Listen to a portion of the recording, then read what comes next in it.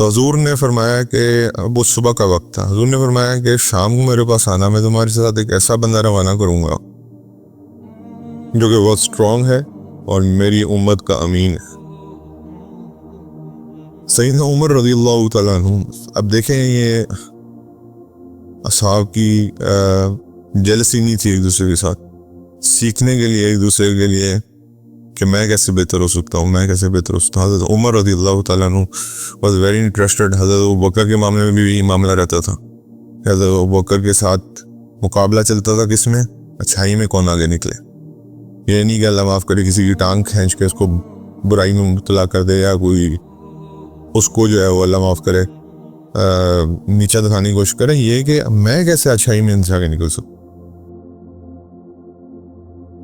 الحمدللہ رب العالمین، الصلاۃ والسلام علی رسول الکریم، اما بعد، فاعوذ باللہ من الشیطان الرجیم، بسم اللہ الرحمن الرحیم۔ ابھی ہم تکبر کے بارے میں پڑھے تھے، یہ جو انسان ان کے بارے میں ابھی ہم پڑھیں گے، ان سے ہمیں اندازہ لیں گے کہ لوگ کتنے عاجز سے۔ چوتھے ہمارے عشرہ مبشرہ صحابی جو حضور کے بڑے ہی محبت کرنے والے صحابی تھے اور حضور ان سے بہت محبت رکھتے تھے، حضرت ابو عبیدہ عامر ابن جراح رضی اللہ تعالیٰ عنہ، اور حضرت ابو عبیدہ ان کی کنیت تھی، اصلی نام ان کا عامر تھا، اور ابن جراح ابن عبداللہ جراح نام تھا ان کا، ان کے والد کا نام۔ انہوں نے جو اسلام ہے وہ 28 سال کی عمر میں قبول کیا، اور 3 اصحاب جو تھے وہ بہت خوبصورت تھے، ان کے بارے میں خصوصی طور پہ آتا ہے، تو یہ ان میں سے ایک تھے۔ حضرت ابو عبیدہ was really very good looking, بہت خوبصورت پرسنالٹی کے مالک تھے، اور ان کے بارے میں کہا جاتا ہے کہ وہ اتنے پلیزنٹ تھے، not only because of his looks but because of his سیرت آلسو، کہ کوئی بھی انسان ان سے گھنٹوں بات کرنا چاہتا تھا، بیٹھ کے بس ان سے باتیں کرنا چاہتا تھا۔ صرف ایک تو ماشاءاللہ تبارک اللہ تعالیٰ نے باہر کی بھی حسن و جمال دیا ہوا تھا، اور اندر کا کنڈکٹ اور کریکٹر بھی بڑا خوبصورت تھا۔ اور یہ بیسکلی ان کا نام اگر آپ کو کہیں یہ بھی پتہ چلے کہ عامر بن عبداللہ بن جراح، تو آپ کو یہ پتہ چلنا چاہیے حضرت ابو عبیدہ کی بات ہو رہی ہے، ٹھیک ہے۔ ہم ان کو زیادہ تر حضرت ابو عبیدہ کے نام سے ہی یاد رکھتے ہیں۔ حضور صلی اللہ علیہ وسلم نے ان کو ایک لقب دیا ہوا تھا، اور یہ لقب چھوٹا لقب نہیں ہے۔ حضور نے فرمایا کہ ابو عبیدہ جو ہیں وہ امین نو ہادی الامہ، یعنی کہ میرے امت کے امین ہیں۔ اور ایک اور روایت میں آتا ہے کہ حضور صلی اللہ علیہ وسلم نے فرمایا کہ ہر امت کا امین ہوتا ہے، اور میری امت کے امین ابو عبیدہ بن جراح ہیں رضی اللہ تعالیٰ۔ تو یہ چھوٹا سٹیٹس نہیں تھا، یعنی کہ ایک پوری امت، حضور کی امت تو قیامت تک آنی ہے، اس سب کے امین کون ہے؟ حضرت ابو عبیدہ۔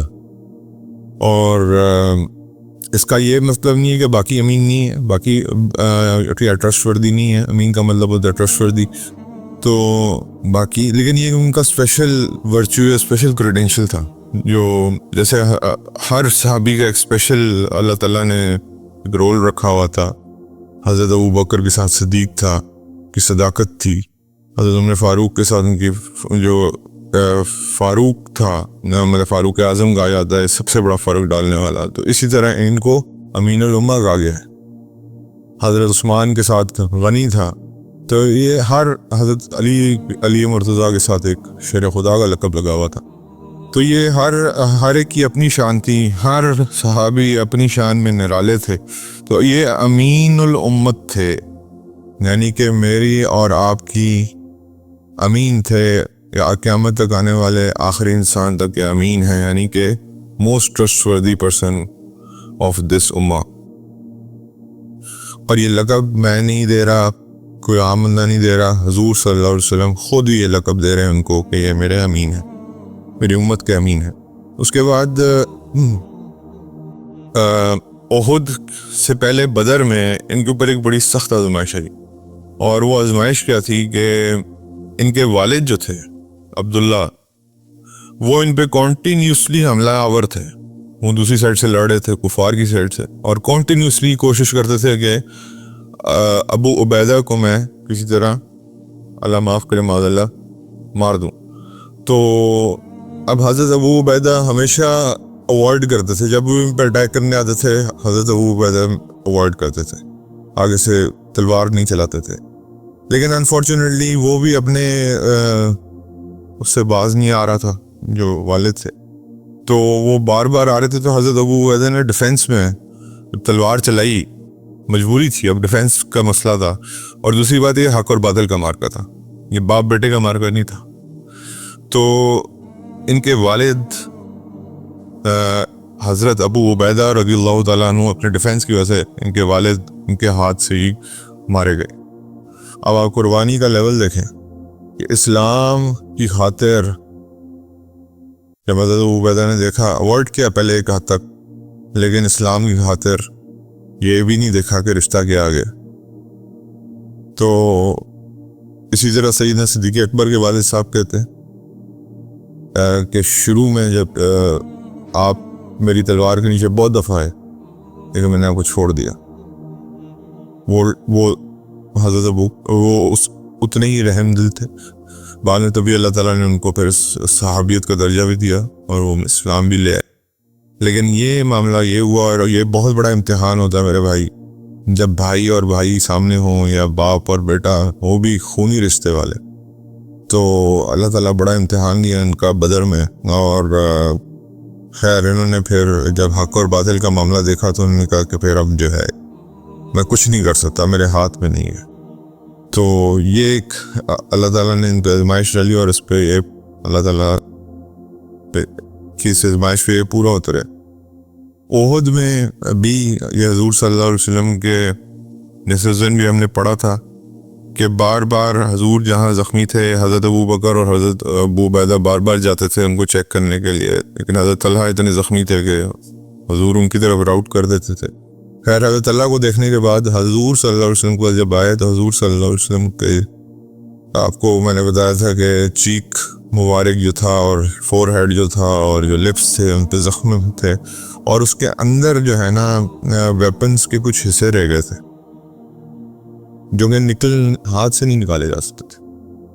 اور حضرت ابو عبیدہ کوشش کر رہے تھے کہ میں بہت دھیان سے کہ حضور کو تکلیف نہ ہو ان کو نکالوں. حضرت ابو عبیدہ نے اپنے دان مبارک سے بڑے دھیان سے وہ شارپنرز جو اندر حضور صلی اللہ علیہ وسلم کے چہرہ انور کے اندر جو رہ گئے تھے ویپن کے حصے کو اپنے دندان مبارک سے نکالا, اور اتنی دھیان سے نکالا اور اتنا مشکل ہے ان کو نکالنا کہ حضرت ابو عبیدہ کے بھی 2 دانت اس میں شہید ہو گئے. یعنی کہ حضور کے تو ہوئے تھے, وہ تو دشمن نے معاذ اللہ کسی نے پتھر مارا تھا سیدھا نبی کریم صلی اللہ علیہ وسلم کے منہ مبارک کے ہونٹ مبارک پہ لگا, جس کی وجہ سے 2 دان مبارک شہید ہو گئے.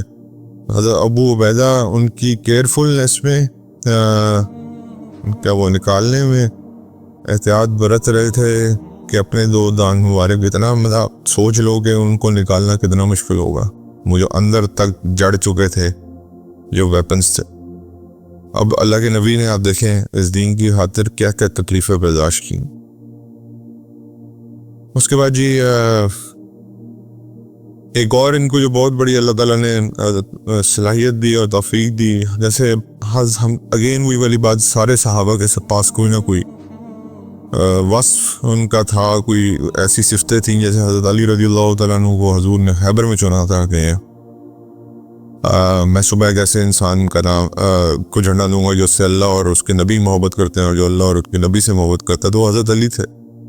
تو اسی طرح یہ حضرت ابو عبیدہ کا بھی ایک واقعہ ہے کہ یہ ہم نے پڑھا تھا جب حضور نجران کے کرسچنز آئے تھے حضور صلی اللہ علیہ وسلم کے پاس, حضور نے جب مموالے کا چیلنج دیا تھا, یہ بھاگ گئے تھے.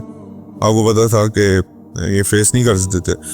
اس وقت اگر آپ کو یاد ہو تو حضور صلی اللہ علیہ وسلم کو انہوں نے ریکویسٹ کی تھی کہ ٹھیک ہے آپ ہمارے ساتھ ایک بندہ بھیجیں جو کہ ہمارے درمیان میں جج کرے اور ہمیں آپ کی دین کا علم بھی سکھائے.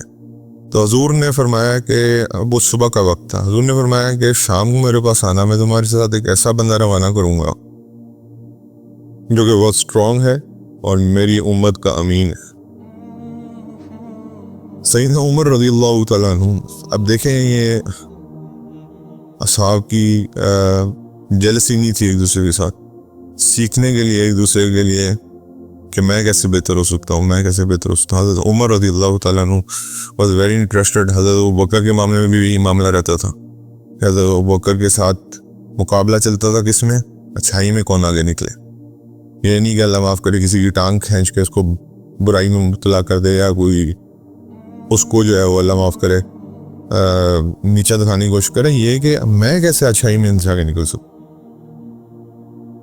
بعد میں حضرت عمر نے حضرت ابوبکر کے سلسلے میں تو ہتھیار ڈال دیے تھے، آپ کو پتہ ہے۔ تو حضرت عمر رضی اللہ تعالیٰ عنہ نے جب یہ سنا کہ یہ کون ہے امین الامت، تو یہ بیسیکلی اسی وقت حضور نے یہ ان کو لقب دیا تھا۔ حضرت عمر کو بہت وہ تھا کہ تجسس تھا کہ یہ کون سا انسان ہے۔ تو حضرت عمر جو ہیں اس خواہش میں ظہر کی نماز میں جلدی آگے مسجد تشریف لائے اور حضور کے ساتھ آگے بیٹھ گئے۔ تو اگین حضرت عمر کا آپ کو میں نے وہ بتایا تھا کہ یہ خیبر والی رات کو بھی وہ کہتے ہیں میں نہیں سو سکا کہ صبح جھنڈا کس کو ملنا ہے، یہ بھی حضرت عمر کی آپ دیکھ لیں سیکھنے کی صلاحیت اگر سیکھنی ہے۔ حالانکہ خود حضرت عمر کا کیا رول ماڈل تھے اور کیا ان کا ایک لیول تھا، لیکن سیکھنے سے وہ کبھی نہیں گھبراتے تھے۔ تو حضور صلی اللہ علیہ وسلم نے نماز جب کمپلیٹ کرائی تو حضور صلی اللہ علیہ وسلم نے اپنے لیفٹ پہ اور رائٹ پہ دیکھا تو حضرت عمر رضی اللہ تعالیٰ عنہ اپنی گردن مبارک اونچی کر رہے تھے کہ شاید مجھے کہیں گے۔ تو اب آپ دیکھیں کتنا ان کے اندر جذبہ تھا۔ تو حضور صلی اللہ علیہ وسلم نے کہا کہ ابو عبیدہ کدھر ہے، اور ابو عبیدہ کو بلایا گیا اور پھر حضرت ابو عبیدہ کو کہا گیا کہ آپ ان کے ساتھ جائیں نجران کے کرسچنس کے ساتھ، اور ان کو جا کے اچھائی بیان کریں اور ان کے درمیان میں جسٹس کے ساتھ فیصلہ کریں، اور کیونکہ آپ میرے امت کے امین ہیں، you are the most trust person of my امہ۔ تو یہ حضور صلی اللہ علیہ وسلم نے حضرت عمر رضی اللہ تعالیٰ عنہ فرماتے ہیں کہ اس وقت مجھے پتہ چلا کہ اللہ کے نبی ہم سب سے بہت محبت کرتے ہیں، لیکن حضرت ابو عبیدہ عامر ابن جراح کا جو مرتبہ تھا اس وقت میرے سامنے آیا۔ اور پھر بعد میں ہم آپ آگے دیکھیں گے حضرت عمر نے اس چیز کی کتنی قدر کی۔ اس کے بعد جی یہ بھی پہلے 10 لوگوں میں سے تھے جنہوں نے اسلام قبول کیا، ارلی پیپل ہو براٹ اسلام۔ اس کے بعد ایک دن حضور صلی اللہ علیہ وسلم تشریف فرماتے، سڈنلی ہوتا تھا نا ایسی کوئی بات، بندہ مجلس میں بیٹھا ہوتا تو سڈنلی حضور نے فرمانا شروع کیا ابو بکر، عمر، عثمان، علی رضی اللہ تعالیٰ عنہم، پھر اس کے بعد طلحہ، زبیر رضی اللہ تعالیٰ عنہم، پھر اس کے بعد حضرت ابو عبیدہ بن جراح رضی اللہ تعالیٰ عنہم، پھر اس کے بعد حضرت سعد بن ابی وقاص، پھر حضرت عبد الرحمن بن عوف، پھر حضرت سعید بن جو حضرت عمر بن خطاب کے بردر ان لا تھے، ان کو کہا کہ آپ بھی جنتی، آپ بھی جنتی، آپ بھی جنتی، آپ بھی جنتی، آپ بھی جنتی۔ اس طرح ایک دن رینڈملی نبی صلی اللہ علیہ وسلم نے ان 10 لوگوں کے بارے میں یہ بات کی۔ تو اس کے بعد جی ان کو اسلام لانے میں مدد کس نے کی؟ اگین ون اینڈ اونلی ابو بکر رضی اللہ تعالیٰ عنہ۔ حضرت ابو بکر کی خدمات دیکھیں ہم کس کو مسلمان کرنے میں، جو غلام ہیں ان کو چھڑوانے میں، اسلام پھیلانے میں کتنی مدد کی انہوں نے اللہ کے نبی کی۔ تبھی تو اللہ کے نبی کہتے تھے کہ میں جتنا فائدہ مجھے ابو بکر رضی اللہ تعالیٰ عنہ سے ہوا ہے، ان کے مال سے، ان کی ہر چیز سے، کسی سے نہیں ہو سکا۔ تو حضرت ابو بکر کے جو بھی دوست احباب ہوتے تھے، حضور کا میسج جیسے ہی سامنے آیا وہ سب کے پاس گئے، ایک ون بائی ون۔ تو ابو عبیدہ بن جراح، اور دوسری بات یہ کہ حضرت ابو بکر کا ایک مکہ کے اندر ایک وہ بنا ہوا تھا کہ حضرت ابو بکر جو ہیں وہ بڑی قداور انسان تھے اور بڑے سچائی پرست انسان تھے، اس لیے ان کو نو کوئی نہیں کہتا تھا۔ تو ہر ایک کے پاس گئے اور ہر ایک کو، تو اس میں حضرت ابو عبیدہ بن جراح بھی شامل ہیں.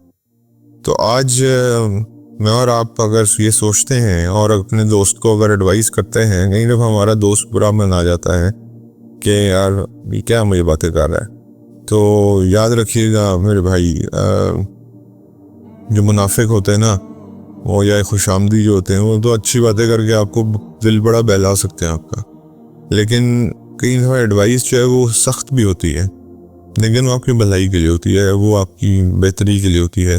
جیسے سلمان الفارسی رضی اللہ تعالیٰ عنہ نے عمر کو ایڈوائز کیا، امیر ہیں وقت کے، اور پوچھا کہ یہ 2 سالن کیا کر رہے ہیں آپ کے اس پہ جو آپ کا دسترخوان ہے، جو باہر عوام ایک کھا رہی ہے. تو حضرت عمر نے اس دن کے بعد 1 سے زیادہ سالن کبھی نہیں کھایا، تو انہوں نے اس ایڈوائز کو پازیٹیولی لیا. پھر اس کے بعد جو ثقیفہ تو بنی ساعدہ میں جو حضور صلی اللہ علیہ وسلم کی جب وفات ہو گئی، تو اس کے بعد جو خلافت والا معاملہ آیا، تو اس میں حضرت عمر نے پہلے حضرت ابو عبیدہ رضی اللہ تعالیٰ عنہ کا نام جو ہے وہ سجیسٹ کیا، حضرت ابو بکر سے بھی پہلے. تو حضرت ابو عبیدہ رضی اللہ تعالیٰ عنہ نے آگے سے کہا it's not even thinkable, not even possible, اور میں کیسے اس بندے کے اوپر حکمرانی کرتا ہوں جس کے پیچھے میں نے نمازیں پڑھی. یعنی کہ کس کی بات کریں؟ سیدنا صدیق اکبر کی آخری 17 نمازیں جو حضور کی زندگی میں پڑھائی حضرت صدیق اکبر نے پڑھائی. تو آپ خود اندازہ کر لیں کہ اب یہ اللہ کے نبی نے ان کو اپنی امت کا سب سے ٹرسٹ وردی کہا ہے، تو یہ اس پوسٹ کے لیے بالکل کیا تھے، ایلیجیبل تھے. لیکن دنیا کی پوسٹ اور یہ چیزیں ان کے لیے کوئی چیز معنی نہیں رکھتی تھی. حضرت ابو عبیدہ نے حضرت عمر کو کہا کہ ابو بکر از the person who needs to be the first خلیفہ تو رسول اللہ. تو پھر دونوں نے ایگری کر کے حضرت ابو بکر کے ہاتھ میں بیعت کر دی. اس کے بعد اب ذرا فاسٹ فارورڈ کرتے ہیں. حضرت ابو عمر کے زمانے میں رضی اللہ تعالیٰ عنہ، آپ کو پتہ ہے مسلمانوں کے سب سے بڑے جرنیل سیدنا خالد بن ولید رضی اللہ تعالیٰ عنہ was leading from the front. حضور کے زمانے سے، موتا کے زمانے سے حضرت ابوبکر نے ان کو بیچ میں کبھی نہیں کسی جنگ سے ہٹایا، ہمیشہ سپہ سالار رہے. لیکن حضرت عمر کا یہ فکر تھی کہ کہیں یہ نہ ہو، ایک خیال بنتا جا رہا تھا کہ خالد از انڈیفیٹیبل، خالد کو کوئی شکست نہیں دے سکتا. تو یہ نہ ہو کہ اللہ معاف کرے کلٹ فالوئنگ شروع ہو جائے یا کوئی عبادت شروع ہو جائے، اللہ معاف کرے. تو اس تاثر کو زائل کرنے کے لیے حضرت عمر نے، کوئی پرسنل وجہ نہیں تھی، حضرت عمر رضی اللہ تعالیٰ عنہ حضرت خالد بن ولید، حضرت ابو عبیدہ بن جراح کو لیٹر بھیجا اور حضرت ابو عبیدہ بن جراح کو کہا کہ آپ حضرت خالد سے اپنے کمانڈ سنبھال لیں. اور اس وقت یرموک چل رہی تھی. یہ واقعہ میں آپ سے کئی دفعہ میرے جیسا ہوتا وہ جا کے حضرت خالد کو کیا کہتا، میرے جیسا ہوتا وہ کہتا یہ لیٹر آیا ہے امیر المومنین کی طرف سے، یہ میری کمانڈ میرے سپرد کریں. لیکن حضرت ابو عبیدہ جیسے، تبھی تو ان کے حالات یہ تھے کہ انہوں نے ویٹ کیا، ان کو پتہ تھا جنگ چل رہی ہے، حضرت خالد بزی ہیں، اور ابھی میں ویٹ کروں گا اور بعد میں یہ بات ہو جائے گی انشاءاللہ. اس کے بعد جب حضرت خالد رضی اللہ تعالیٰ عنہ نے پوچھا کہ بہت ہی اس کے بعد بھی ماڈسٹی سے جا کے انہوں نے ایسے خط حوالے کیا جیسے پتہ نہیں کہ امیر المومنین کا خط ہے، یہ ایک دفعہ آپ پڑھ لیں. حضرت خالد بن ولید کو کہا، تو حضرت خالد بن ولید نے کہا کہ آپ نے مجھے پہلے کیوں نہیں بتایا، بیچ میں اتنے دن گزر گئے. تو انہوں نے کہا کہ دیکھیں میں آپ جنگ میں بزی تھے اور میں آپ کو کسی قسم کی تکلیف نہیں دینا چاہتا تھا، اور جس طرح آپ لڑتے ہیں آپ اسی طرح لڑتے رہیں. لڑے تھے جو میں نے اس میں کوئی بھی کسی قسم کا بھی جو ہے وہ فوج پہ نہ اثر پڑے یا امت پہ اثر نہ پڑے، اس وجہ سے یہ میں نے انتظار کیا. اس کے بعد اور بڑے خوبصورت الفاظ ہیں حضرت عبیدہ کے کہ ہم یہاں پہ دنیا کمانے نہیں آئے، ہم یہاں پہ آخرت کمانے آئے. اور حضرت خالد کی ایک اور بات انہوں نے کہی بڑی خوبصورت کہ ہم اس دنیا میں طاقت اور بادشاہت کے لیے نہیں آئے، نہ یہ دنیا بنانے آئے، ہم یہاں پہ آخرت بنانے آئے ہیں، اور ہم سارے دین اسلام میں بھائی بھائی ہیں۔ یہ حضرت خالد بن ولید کو انہوں نے کہا حضرت ابو عبیدہ نے۔ حضرت خالد نے کمانڈ جو ہے وہ حضرت ابو عبیدہ کے سر پہ چومتے ہوئے سپرد کی، اور اس کے بعد حضرت ابو عبیدہ کھڑے ہوئے۔ اب آپ دیکھیں یہ کتنی بڑی بات ہے۔ پہلی ماڈسٹی آپ نے ان کی دیکھ لی، دوسری ماڈسٹی دیکھ لی۔ پہلے خلافت سے انکار کیا، پھر حضرت خالد کو امیڈیٹلی سپہ سالاری کی بات نہیں بتائی۔ تیسری بات اب یہ سن لیں کہ حضرت خالد کھڑے ہوئے جب سپہ سالاری ملی تو انہوں نے کہا کہ دیکھیں، اپنے لوگوں سے جب مخاطب ہوئے تو کہا کہ خالد رضی اللہ تعالیٰ عنہ جو ہیں وہ بہت بڑے صحابی ہیں۔ حضور صلی اللہ علیہ وسلم نے ان کے بارے میں کہا کہ وہ اللہ کی تلواروں میں سے ایک تلوار ہے۔ میں تو ایک عام قریش سے ہوں، عام قریشی آدمی، اور میں تو صرف امیر المومنین کا حکم فالو کر رہا ہوں، تاکہ لوگوں کے دلوں میں حضرت خالد بن ولید کی کسی قسم کی خلش نہ ہے، یا ان کے آرڈرز اوبے کرنے میں کسی کو۔ تو ہائرارکی کو آپ دیکھ لو اسلام میں اسی طرح مینٹین کیا جائے۔ حضرت عمر نے رضی اللہ تعالیٰ نے جب حضرت علی کو چیف جسٹس لگایا تو حضرت علی نے یہ شرط رکھی تھی کہ آپ میرے کسی بھی ڈیسیژن کو اوور رول نہیں کریں گے۔ حضرت عمر نے کہا میں آپ کے کسی ڈیسیژن کو اوور رول کیوں کروں گا، مجھے پتہ ہے کہ میں آپ کو یہ پوسٹ آفر ہی اس لیے کر رہا ہوں کہ آپ ڈیسیژن ایسا کریں گے۔ تو پھر حضرت علی نے ایکسیپٹ کیا۔ تو یہ ہائرارکی سسٹم جو ہے نا اسلام میں یہ دیا گیا، ایک دوسرے کو عزت دینے کا، ایک دوسرے کو یہ سپیس دینے کا حکم اسلام میں ہی آتا ہے، تو اس لیے اس کو کوئی ڈسٹرب نہیں کر سکتا۔ اور اس کے بعد اسی خطاب میں آگے یہی بات جو کہ خالد رضی اللہ تعالیٰ عنہ کے بارے میں ان کا کہ اللہ کے نبی نے ان کے بارے میں کہا ہے کہ سیوف میں سے ایک سیف ہے، یعنی کہ اللہ کی سورڈ میں سے ایک سورڈ ہے۔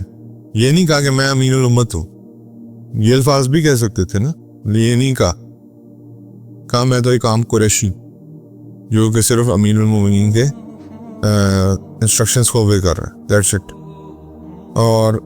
اور یہ پھر آگے الفاظ بڑے خوبصورت ہیں حضرت ابو عبیدہ کے، he said واللہ جس مرضی رنگ کی آپ کی سکن ہو، اگر آپ اللہ سے ڈرنے والے ہیں، تقوی والے ہیں، تو خدا کی قسم میں آپ کی سکن میں جا کے رہنا پسند کروں گا، چاہے آپ کالے ہیں گورے ہیں۔ اگر آپ اللہ کے راستے میں اللہ سے ڈرنے والے ہیں تو میں اس چیز کو پریفر کروں گا کہ میں آپ کی سکن میں آ جاؤں، وہ میرے لیے زیادہ بڑی چیز ہے۔ تو اس قسم کی عاجزی ایک ایسے انسان کو جس کے بارے میں یہ کہا جا رہا ہے کہ آپ پوری امت کے امین۔ اس کے بعد جی کمانڈر تھے، آپ کو پتہ ہے، اور شام میں اس وقت لڑائی ہو رہی تھی۔ اس کے بعد پھر تھوڑی دیر ایڈمنسٹریشن بھی دیکھی۔ حضرت عمر رضی اللہ تعالیٰ عنہ کو ہمیشہ یہ بودریشن رہتی تھی کہ میرے جو گورنرز ہیں یا جو میرے ایڈمنسٹریٹرز ہیں وہ دنیا کے مال و متاع میں نہ پڑ جائیں، تو وزٹ کیا کرتے تھے آفنلی ہر ایک کی طرف۔ اسی طرح شام کا وزٹ کیا، اور حضرت ابو عبیدہ کے گھر تشریف لے گئے۔ جب انہوں نے حضرت ابو عبیدہ کا گھر دیکھا تو دیکھا کہ کوئی فرنیچر نہیں، کچھ نہیں، زمین پہ وہی گدا سا بچھا ہوا ہے، بیڈنگ بچھی ہوئی ہے، چولہا نہیں تھا چلانے کے لیے۔ سیریا آپ کو پتہ ہے بہت بڑی پاور تھی اس وقت کا جارڈن، اس وقت کا یہ جارڈن میں پلیس تھا، اس وقت کا جارڈن بھی سیریا میں آتا تھا، بڑا شام تھا نا۔ آج کل کا شام تو بیچارہ چھوٹا سا رہ گیا ہے۔ تو چولہا جلانے کے لیے چولہا نہیں تھا، بس تھوڑی بہت پروویژنز رکھی ہوئی تھیں، تھوڑے سے کپڑے تھے چینج کرنے کے لیے، اور ایک سائڈ پہ بیڈنگ تھی بس۔ تو حضرت عمر نے ان سے پوچھا حضرت ابو عبیدہ سے کہ ابو عبیدہ آپ نے باقیوں کی طرح اپنے گھر کیوں نہیں بنائے؟ تو انہوں نے آگے سے جواب دیا، او عمر، we are here to prepare for the life after. It is not the world we are it is not the world for which we are here. We are here to seek the pleasure of Allah.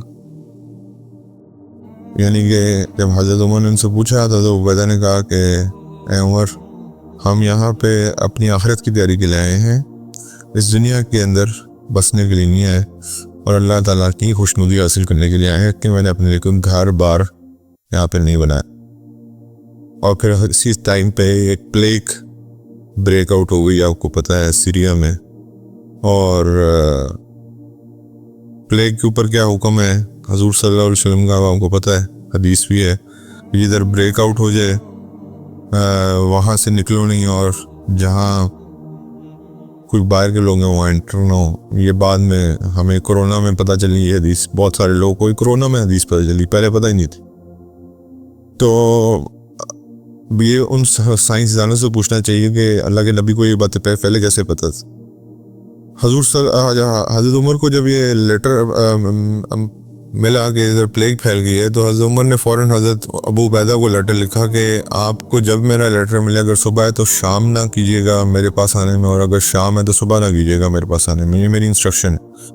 حضرت ابو عبیدہ کو سمجھ آ گئی تھی کہ حضرت عمر کیوں بلا رہے ہیں، وہ اس لیے بلا رہے ہیں کہ میں اس پلیگ سے بچ جاؤں، لیکن ان کے سامنے حضور کی حدیث بھی دی، تو انہوں نے حضور کی حدیث، انہوں نے حضرت عمر کو لیٹر لکھا کہ آپ کی محبت سر آنکھوں پہ، اور مجھے پتا ہے مجھے کیوں بلا رہے ہیں، لیکن میرے پاس رسول اللہ کی حدیث ہے، اور رسول اللہ کی حدیث آپ کے الفاظ سے زیادہ بڑی ہے، تو میں اس حدیث کو فالو کرتے ہوئے ادھر ہی رکوں گا، اللہ بہتر جانے کہ میرے ساتھ کیا معاملہ ہوتا ہے۔ تو حضرت عمر کے پاس جب یہ لیٹر پہنچا تو حضرت عمر رونا شروع ہو گیا۔ لوگوں نے کہا کہ آپ کیوں رو رہے ہیں، کیا حضرت ابو عبیدہ فوت ہو گئے؟ تو انہوں نے کہا نہیں، فوت نہیں ہو گئے، لیکن اس لیٹر سے مجھے اندازہ ہو رہا ہے کہ وہ جلد دنیا سے چلے جائیں گے۔ اور پھر ایک لیٹر آیا جس میں کنفرم ہو گئی نیوز کہ حضرت ابو عبیدہ ہیز لیفٹ، اور بعد میں کچھ ان کے دوستوں نے اور وہاں کے لوگوں نے کچھ الفاظ بیان کیے حضرت ابو عبیدہ کے، جو انہوں نے نصیحتیں کی تھیں اپنے بیڈ پہ، ڈیتھ بیڈ پہ، جو مجھے اور آپ کو بھی اچھی طرح یاد رہنی چاہیے۔ سب سے پہلی نصیحت انہوں نے یہ کی تھی، یہ فیئرویل نصیحتیں تھیں کہ اللہ کے دین کے ساتھ اور جو اللہ کا بتایا ہوا راستہ ہے اس کے ساتھ جڑے رہنا، انشاءاللہ ہمیشہ گڈنس میں رہو گے، ہمیشہ اچھائی میں رہو گے۔ دوسری نصیحت صلاۃ کی نصیحت تھی کہ صلاۃ مت چھوڑنا۔ تیسری نصیحت زکوٰۃ کی نصیحت تھی، زکوٰۃ دیتے رہنا اور اس سے اوپر بھی کچھ صدقہ کرتے رہنا۔ اور اس کے بعد چوتھی نصیحت رمضان کے روزوں کی نصیحت تھی، اور اس کے بعد نفلی روزوں کی نصیحت تھی، اور حج کی نصیحت کی کہ اگر اللہ تعالیٰ نے توفیق دی تو حج ضرور کرنا، اور اللہ نے اگر اور زیادہ دیا ہے تو اللہ کے گھر کے چکر ضرور لگاتے رہنا، یعنی کہ اپنی آنکھوں کو ضرور اللہ کے گھر کی زیادہ سے ٹھنڈے کرتے رہنا۔ اور آگے پھر انہوں نے کہا کہ ایک دوسرے کو گائیڈ کرتے رہنا، ایک دوسرے کو ایڈوائز کرتے رہنا، اور برا نہ منانا کہ اگر تم کو گائیڈ یا ایڈوائز کرے۔ اور پھر ایک بات جو انہوں نے کہی کہ اپنے لیڈرز کے ساتھ جینون رہنا، ان کو چیٹ مت کرنا، کیونکہ اللہ نے ان کو تمہاری اتھارٹی کے نیچے پلیس کیا ہے۔ اگر تم اپنے لیڈرز کو دیکھو کہ وہ غلط کام کر رہے ہیں تو ان کو نصیحت کرنا، لیکن چیٹ مت کرنا، یعنی کہ لائلسٹ رہنا اپنے لیڈرز کے ساتھ۔ اور پھر ایک بڑی خوبصورت بات جو انہوں نے کی حضرت ابو عبیدہ نے کہ واللہ اگر تمہیں اللہ تعالیٰ 1000 سال کی زندگی بھی دے دے، اس کے بعد ایک دن آئے گا جس دن تم مرو گے اور اپنے رب سے ملو گے۔ اور پھر انہوں نے 2 لوگوں کو کہا کہ یہ سب سے عقل مند لوگ ہیں۔ پہلا انہوں نے کہا کہ سب سے عقل مند وہ ہے جو اللہ کا تقوی اختیار کرتا ہے۔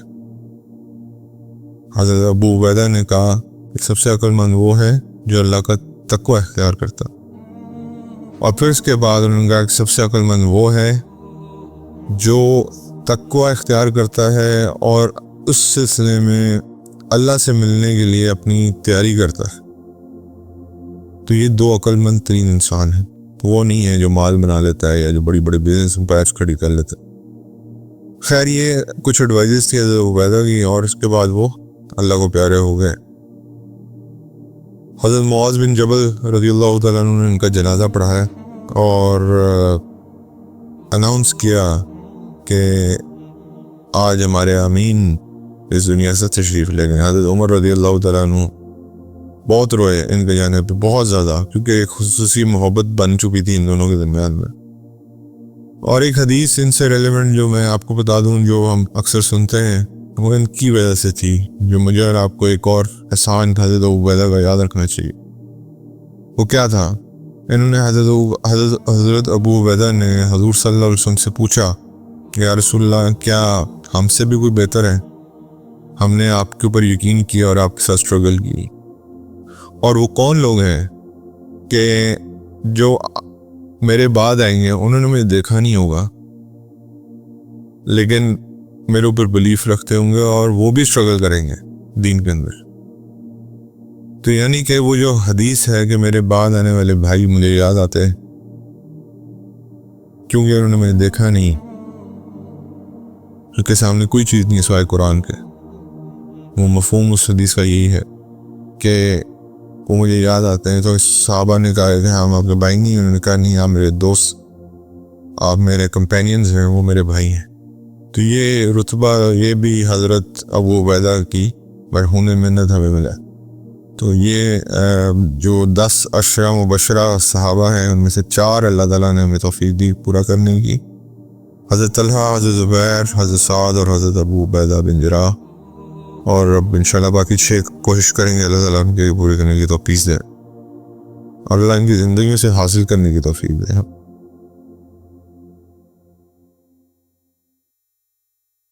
حضرت جابر رضی اللہ تعالیٰ عنہ کہتے ہیں کہ رسول اللہ صلی اللہ علیہ وسلم نے فرمایا، جنگ جو ہے وہ ایک چال ہے یا ایک حکمت عملی ہے۔ اور اسی طرح آگے پھر فرمایا، حضرت انس بن مالک رضی اللہ تعالیٰ عنہ کہتے ہیں رسول اللہ صلی اللہ علیہ وسلم نے فرمایا، آسانی کرو، دشواری پیدا نہ کرو، اطمینان دلاؤ اور دور نہ بگاؤ، لوگوں کو دور مت بگاؤ، اپنے سے ان کو آسانی پیدا کرو ان کے لیے۔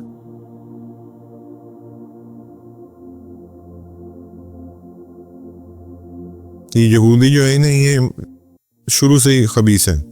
حضور صلی اللہ علیہ وسلم نے یہود کی جو بنو نذیر کے بارے میں ہم نے پڑھا تھا، ان کے کھجور کے سارے باغات جلوا دیے تھے، یعنی کہ حضور کو یہ بھی پسند نہیں تھا کہ ان کی کوئی چیز ہمارے پاس رہے۔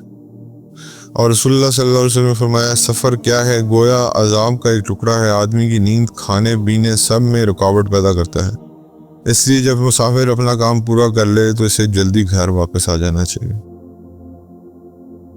اس لیے اللہ تعالیٰ مسافر کی دعا بھی قبول کرتے ہیں، کیونکہ ایک وہ دشواری اٹھا رہا ہے۔ ہم لوگ وہ دنیا میں سب سے پیچھے آئے ہیں، حضور نے فرمایا ہم لوگ کو دنیا میں سب سے پیچھے آئے ہیں، لیکن آخرت میں جنت میں سب سے آگے ہوں گے انشاءاللہ۔ نبی کریم صلی اللہ علیہ وسلم نے عبد الرحمن بن عوف اور زبیر رضی اللہ تعالیٰ عنہما کو خارش کے مرض کی وجہ سے ریشمی کرتا پہننے کی اجازت دے دی تھی، جو ان دونوں کو لاحق ہو گئی تھی، جو اس مرض میں مفید ہے۔ یعنی کہ اگر کوئی اعتراض اٹھاتا ہے آپ کے سامنے کہ حضرت عبد الرحمن تو پہنتے تھے جی ریشمی لباس، اور حضرت زبیر تو ان کو یہ پرابلم تھا تو وہ پہنتے تھے، اور حضور نے ہی اجازت مرحمت فرمائی تھی۔ نبی کریم صلی اللہ علیہ وسلم نے وفات کے بعد اپنے ہتھیار، ایک سفید خچر اور ایک قطع اراضی جسے آپ صلی اللہ علیہ وسلم پہلے ہی صدقہ کر چکے تھے، اس کے سوا کوئی چیز نہیں چھوڑی، یعنی کہ سب کچھ صدقہ کر دیا۔ ایک اراضی تھی اور ایک جو حضور کے ہتھیار تھے وہ بھی حضور نے، آپ کو پتہ ہے میں نے پڑھا آخری قسم میں، ہم نے بایوگرافی میں یہ پڑھا تھا، صرف ایک سفید خچر تھا جو حضور کی اس میں تھا۔ اور رسول اللہ صلی اللہ علیہ وسلم نے فرمایا قیامت تک گھوڑے کی پیشانی کے ساتھ خیر و برکت وابستہ رہے گی، کیونکہ اسے جہاد کا کام لیا جاتا رہتا ہے۔ آج کے زمانے میں آپ گھوڑے کی جگہ کوئی گاڑی کو کہہ لیں، کوئی ایسی گاڑی جو جہاد میں زیادہ کام آتی ہے، اور یہ ڈالے ہیں آج کے زمانے میں جہاد میں زیادہ چلتے ہیں۔ تو وہ اب غانیوں کو دیکھ لیں، ان کے پاس سارے یہی گئے۔ عبداللہ بن ابی اوفی رضی اللہ تعالیٰ عنہ نے ہم عمر بن عبید اللہ کو لکھا تو میں نے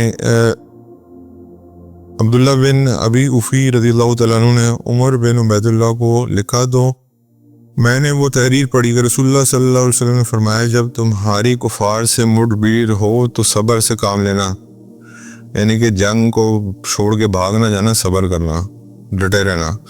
نبی کریم صلی اللہ علیہ وسلم نے فرمایا طاعون کی موت ہر مسلمان کے لیے شہادت کا درجہ رکھتی ہے۔ اس نظریے سے حضرت ابو عبیدہ بھی شہید ہوئے۔ اسی طرح حضرت امیر معاویہ رضی اللہ تعالیٰ عنہ کے جو بھائی تھے یزید بن ابی سفیان، جو بھائی تھے ان کے، وہ بھی اس طاعون کی بیماری میں اللہ کو پیارے ہوئے۔ حضرت انس بن مالک رضی اللہ تعالیٰ عنہ سے روایت ہے کہ رسول اللہ صلی اللہ علیہ وسلم نے فرمایا صبح کو یا شام کو ایک بار اللہ کی راہ میں نکلنا دنیا اور جو کچھ اس میں ہے اس سے بہتر ہے۔ اب آپ یہ بھی دیکھ لو کہ اللہ کی راہ میں نکلنے کے بہت سارے راستے ہیں۔ ایک تو جہاد ہے، وہ سب سے افضل ہے، پھر تبلیغ ہے، وہ بھی بہت افضل ہے، پھر آپ نماز کے لیے اگر جاتے ہو تو اللہ کے راستے میں جا رہے ہو نا، مسجد، تو اگر ایک دفعہ بھی آپ نکلتے تو آپ یہ سوچو کہ جو کچھ دنیا میں ہے وہ سب سے بہتر وہ ہے۔ حضرت عائشہ رضی اللہ تعالیٰ عنہ سے نے کہا کہ رسول اللہ صلی اللہ علیہ وسلم سے ہجرت کے متعلق جب سوال کیا گیا تو آپ صلی اللہ علیہ وسلم نے فرمایا فتح مکہ کے بعد اب ہجرت نہیں ہے لیکن جہاد اور نیت ہے، اور جب تم کو جہاد کے لیے بلایا جائے تو نکلو۔ ابھی ہمارے علماء نے تو جہاد فرض قرار دے دیا ہے، اب پتہ نہیں ہماری اسٹیٹ کیا کرتی ہے، اللہ ہی بہتر جانے۔ حضرت ابو ہریرہ رضی اللہ تعالیٰ عنہ سے روایت ہے کہ نبی کریم صلی اللہ علیہ وسلم نے فرمایا دشمن سے مقابلے کی تمنا مت کرو، لیکن جب تمہارا ان سے مقابلہ ہو تو صبر کرو، یعنی کہ جنگ کی تمنا نہ کرو لیکن مقابلہ ہو جائے تو صبر کرو۔ حضرت ابو ہریرہ رضی اللہ تعالیٰ عنہ سے روایت ہے کہ انہوں نے کہا رسول اللہ صلی اللہ علیہ وسلم نے فرمایا جنگ دشمن کو دھوکے میں رکھنے کا نام ہے، یعنی کہ پلاننگ جو ہے وہ ایسی ہونی چاہیے کہ دشمن جو ہے وہ ہمیشہ دھوکے میں رہے، اور حضرت خالد اس چیز میں بڑی مہارت رکھتے تھے، تو جس کی وجہ سے ہمیشہ دشمن مار کھا جاتے تھے۔ اللہ تعالیٰ ہمیں عمل کی توفیق عطا فرمائے جناب، بہت شکریہ۔